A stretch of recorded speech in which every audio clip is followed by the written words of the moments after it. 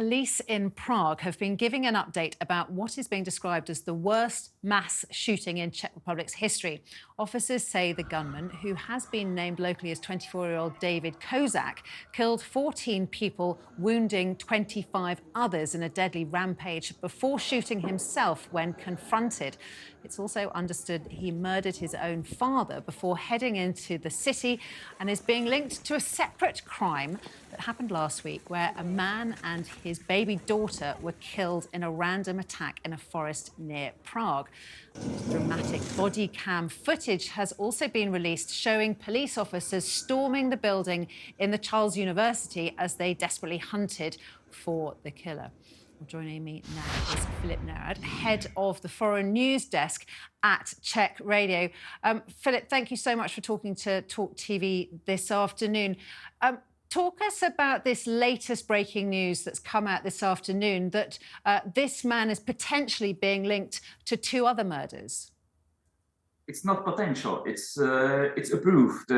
Czech police announced an hour ago that the gun that the father and his baby daughter were killed by in this forest at the outskirts of Prague was found in the home of the shooter from the university. So they approved the link between these two murders, and they are convinced he was the murderer from the forest a week ago.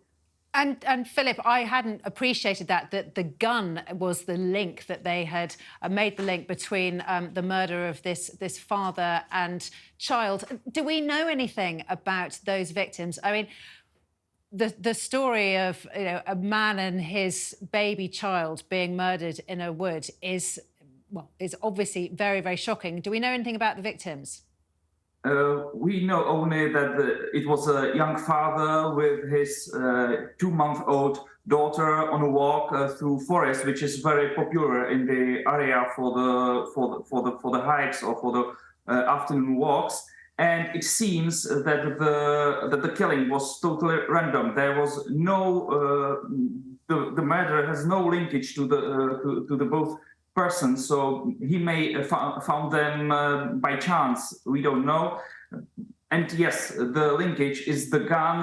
Police waited for the ballistics, and the ballistics showed that with this gun that was found in at his home was the gun that killed these 2 people in the forest. And Filip, tell me about the reaction to this atrocity in Prague and in the country, the Czech Republic.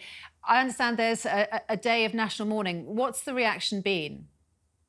Well, yeah, it's a big shock for the whole country.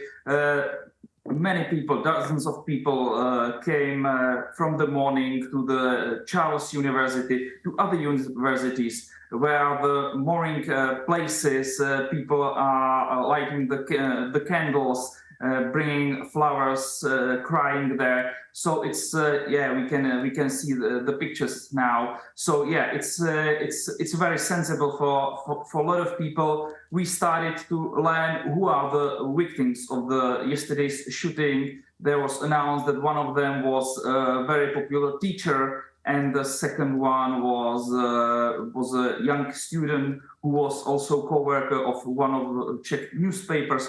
So these 2 were already known that they are among the victims. Tomorrow there will be a day of national mourning. At noon, bells will be ringing. Whole country will hold a minute of silence, and flags will be everywhere on half-stand.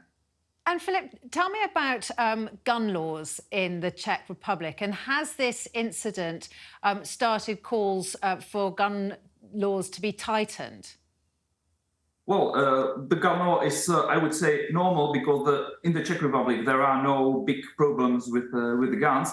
But accidentally, now in our chamber, there's already a draft of a new bill which should tighten the rules how to get to gun. It's very shortly before approving, but unfortunately it hasn't been approved. If it be the person who wanted to buy a gun should go through tighter psychological exams, or the doctors should look into the weapon register and so on. So there are the rules should be tightened in the future, and the bill is already on his way, regardless on this accident. So yeah, the debate is here, but as I said, the bill is already on his way. Unfortunately, this accident